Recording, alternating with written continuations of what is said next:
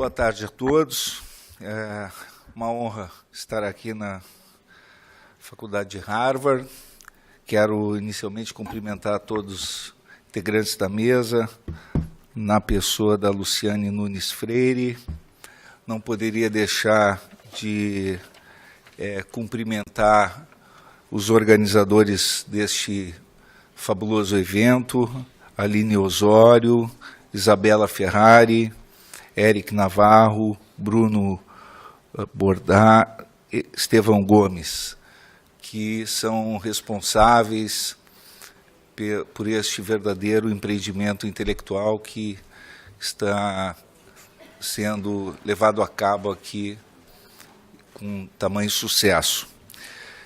Tratarei de compliance e anticorrupção no Brasil e a Operação Lava Jato, que é um tema extremamente importante na atualidade. A Operação Lava Jato é, sem dúvida alguma, a maior operação anticorrupção na história do Brasil e talvez no mundo.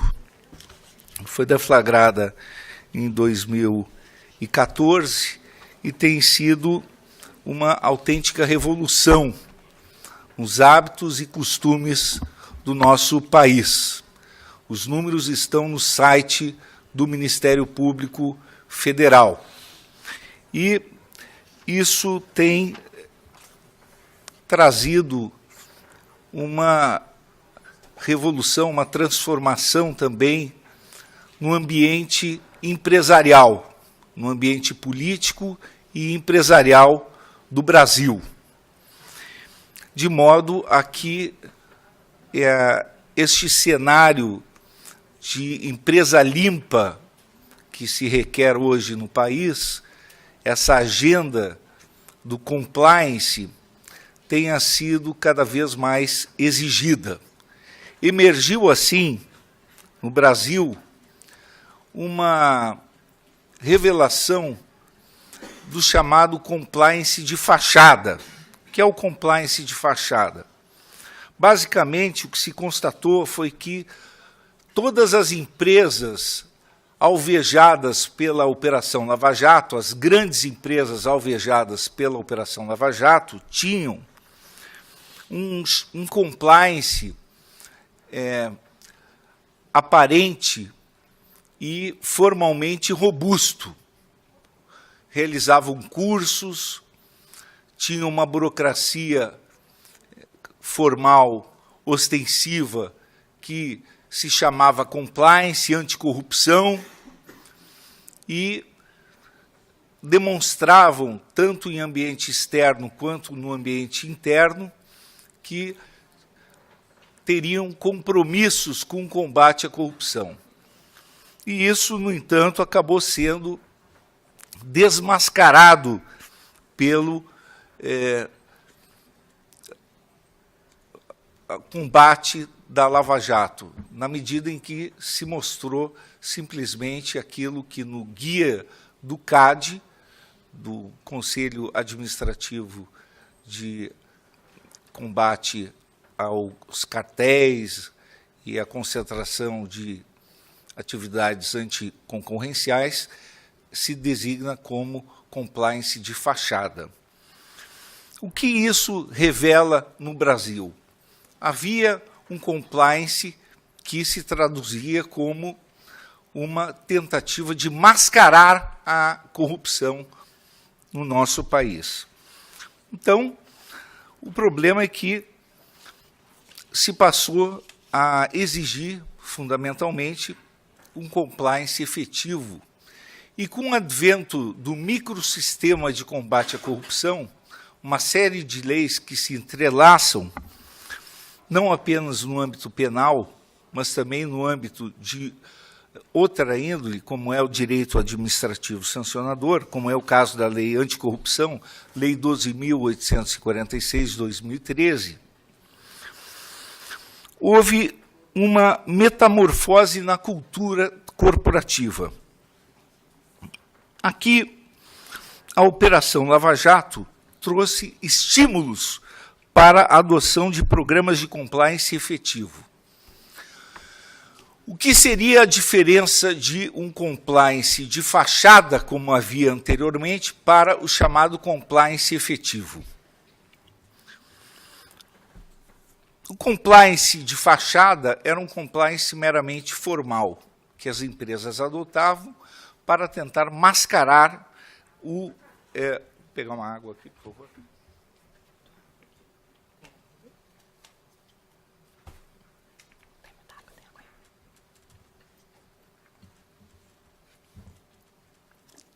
Para tentar mascarar os atos dos seus dirigentes, os atos dos seus fornecedores, para tentar blindar as suas responsabilidades. E o compliance efetivo, que é introduzido o conceito na Lei 12.846 de 2013, passa a ser um conceito que, na Operação Lava Jato, se torna necessário implementar como sendo um compliance real, um compliance que exige das empresas uma autorregulação, um compromisso com o combate à corrupção dentro da própria empresa privada e a cooperação real com as autoridades públicas, para que se crie no Brasil uma agenda de cooperação do ambiente privado com o setor público e que proporcione uma real transformação da cultura corporativa. Isso se insere, portanto, nesse novo paradigma em que há esses instrumentos inovadores desde o advento desse microsistema de combate à corrupção, que tem ferramentas muito parecidas com o direito norte-americano, como é o caso da colaboração premiada, delação premiada, essas novas tecnologias de informação e que tornam o crime organizado muito mais vulnerável. O compliance efetivo, portanto, faz com que as empresas devam demonstrar a efetividade dos seus programas de compliance e passem a ficar expostas a uma fiscalização e se tornem responsáveis objetivamente por aquilo que a lei denomina organização defeituosa. Então, as empresas, sejam estrangeiras, sejam brasileiras, que estão no Brasil e as empresas brasileiras que estão no exterior, elas são passíveis de responsabilização por pesadas multas e podem ser até mesmo dissolvidas pela lei anticorrupção, quando elas, os seus dirigentes, os seus fornecedores, os seus empregados, aqueles que tiverem vínculos com essas empresas, praticarem atos classificados como corrupção, e aí é um conceito bastante genérico, tipificado nesta lei 12.846, que é a lei de anticorrupção, que nós também chamamos lei de probidade empresarial, e que a empresa, quando fiscalizada por diversos órgãos, e aí o Brasil tem uma característica muito interessante, que ele tem diversos órgãos que podem fiscalizar essas empresas, seja o Ministério da Transparência, seja a Advocacia Geral da União, da qual eu fui titular durante a construção do governo Temer, e de onde eu saí por não aceitar determinadas práticas daquele governo, seja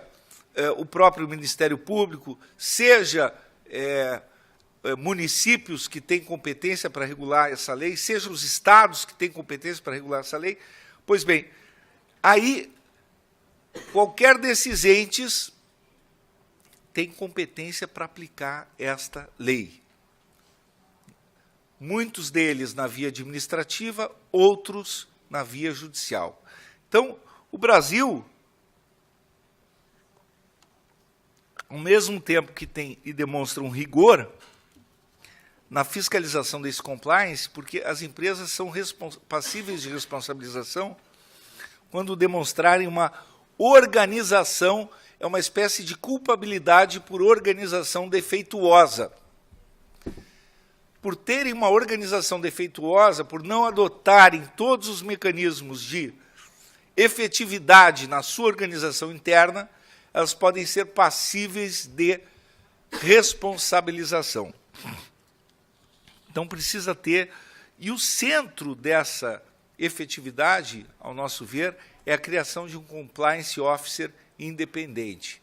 Atualmente, o Brasil passa por uma necessidade de revisão contínua e permanente dos sistemas de compliance. Isso é fundamental.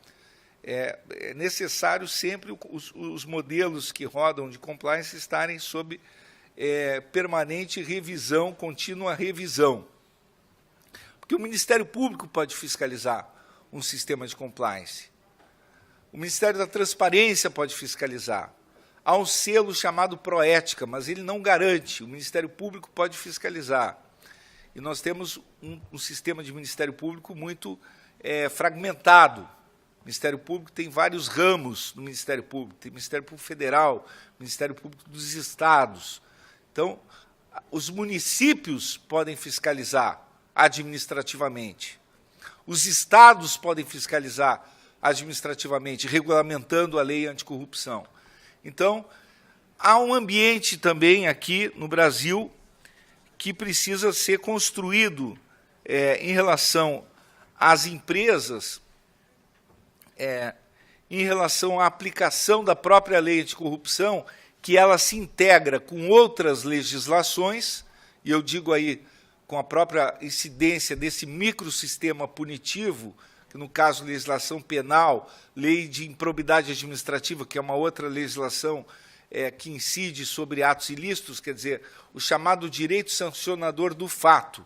Um fato acontece, e aí incidem múltiplas legislações, no Brasil é assim, quando uma empresa estrangeira vai para o Brasil, nós participamos, por exemplo, eu participei como ministro da AGU, da tentativa de construção do acordo de leniência da SBM, que foi um dos maiores acordos de leniência que nós estávamos costurando, e não aconteceu porque o Ministério Público Federal, uma Câmara de Revisão, não aceitou aquele acordo.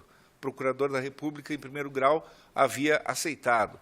Vejam, o Brasil ainda precisa evoluir muito na questão da multiplicidade de instituições que trabalham no ambiente de construção da segurança jurídica para, aqui já encaminhando, soluções integradas interinstitucionais, gerar previsibilidade em termos de estabilização das relações jurídicas, especialmente para as pessoas que formulam os acordos. E aqui, no que tange a fiscalização do compliance, eu creio que haverá o mesmo problema. As empresas que fazem o compliance, ou que estão procurando estabilizar a sua, digamos, perspectiva de negócios a partir de um compliance efetivo, elas terão múltiplas regulações incidentes sobre a sua esfera jurídica. Terão regulações municipais, estaduais, federal, mas, fundamentalmente, elas terão múltiplas instituições fiscalizadoras também atuando sobre si. E isso requer aí um olhar transdisciplinar, mas também suscita uma certa insegurança jurídica para essas empresas. E esse é o grande desafio do Brasil no momento, essa agenda de segurança jurídica para as empresas. E não só em relação ao compliance, mas o compliance é hoje o que as empresas estão buscando para estabilizar a segurança jurídica, para que elas não sejam responsabilizadas por atos de terceiros. Então, mostra que o Brasil ainda tem um desafio para que as empresas possam ter uma sustentabilidade ética, para que elas se mantenham de pé e que as pessoas físicas possam ser responsabilizadas por seus atos e as empresas se mantenham de pé e possam permanecer gerando empregos, possam permanecer sobrevivendo, digamos assim, no ambiente, digamos, de um país que pretende prosseguir no caminho, digamos, do processo civilizatório e na inserção global da agenda de crescimento. Porque a corrupção, é óbvio, ele é um fenômeno que deve ser combatido, mas deve haver soluções que preservem também a agenda de desenvolvimento do país. E aí é que entra o ambiente da empresa limpa, para que a empresa possa cooperar com as autoridades públicas, possa implantar o compliance efetivo, cooperar com esse ambiente de crescimento e, na medida do possível, quer dizer, todas as instituições, sejam públicas ou privadas, elas enfrentam problemas de corrupção. E nem por isso elas precisam ser destruídas ou dissolvidas. Quer dizer, qualquer instituição enfrenta problema de desvios éticos no seu ambiente interno. E isso é um fenômeno mundial. Portanto, as empresas, as pessoas jurídicas privadas, elas têm que se adaptar ao compliance efetivo para que, havendo desvios éticos dos seus dirigentes, dos seus funcionários, dos seus fornecedores, enfim, elas possam prosseguir nas suas atividades, prosseguir gerando empregos, prosseguir nas suas relações e, ao mesmo tempo, não serem destruídas essas empresas. Esse é o grande desafio do Brasil, que eu penso que hoje nós estamos passando justamente por esse processo. E, portanto, esse desafio ainda não está superado. Por quê? Porque ainda temos a cultura da corrupção sendo enfrentada, ainda há uma concorrência predatória, e me parece que nós caminhamos para um ambiente em que as empresas passarão a fiscalizar umas às outras. E terão que cooperar também com as autoridades públicas, em que haverá um mercado em que umas investigarão as outras ou cooperarão com as autoridades públicas de uma certa maneira, porque o ambiente de corrupção precisará da cooperação do setor privado com o setor público. Não é possível que prevaleça ainda a cultura da corrupção. Se uma empresa implanta um compliance efetivo, mas o seu concorrente continua competindo, sonegando impostos ou praticando a corrupção, é evidente que ele levará vantagem.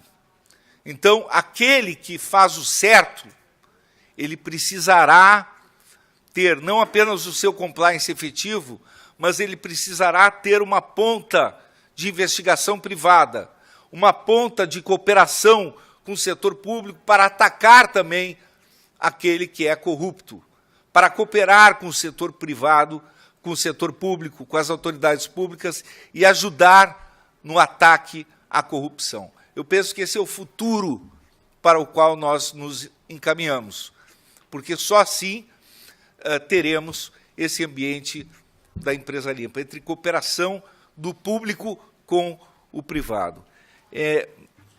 Portanto, com considerações gerais que eu faço a minha fala, que eu penso também de um modo otimista no Brasil, porque eu digo é irreversível esse cenário. É irreversível por quê? Por conta das novas tecnologias, porque o crime organizado já não pode contar com as parcerias que contava antigamente. A delação premiada é um instrumento que não tem volta. Se antes o crime organizado contava com a cumplicidade do silêncio, hoje os comparsas não conseguem mais ter essa tranquilidade na medida que um deles corre na frente, vai lá e delata os demais. As novas tecnologias tornaram também os ambientes altamente devassados. Então, é muito difícil, o Estado ficou muito mais poderoso. E ficará ainda mais forte se contar com a cooperação do setor privado. Um setor privado forte, um setor privado que tenha instrumentos investigatórios a seu favor, empresas que possam estar ao lado do setor público. Esse, eu penso, é o novo paradigma que nós teremos pela frente. E aí, sim, essa agenda econômica que caminha lado a lado com a agenda anticorrupção, eu creio que é inevitável. Eu sempre disse isso enquanto estive no setor público. Estive 14 anos no Ministério Público, fui secretário de Segurança Pública, fui ministro da Advocacia Geral da União e penso que hoje o Brasil se insere no ambiente global. O ambiente global é um ambiente em que a agenda econômica está junto com a agenda anticorrupção. Não por acaso as leis anticorrupção no mundo inteiro e são muito parecidas, porque são agendas indissociáveis. Mais uma vez, eu quero agradecer a oportunidade que a organização do evento me deu para falar aqui nesta que é das mais prestigiadas faculdades e universidades do mundo, a Universidade de Harvard, falar aqui para este público tão seleto, a Magistratura Federal do Brasil, que eu tenho a honra também de ser advogado da AJUF, e agradecer a atenção de todos os senhores e senhoras. Muito obrigado.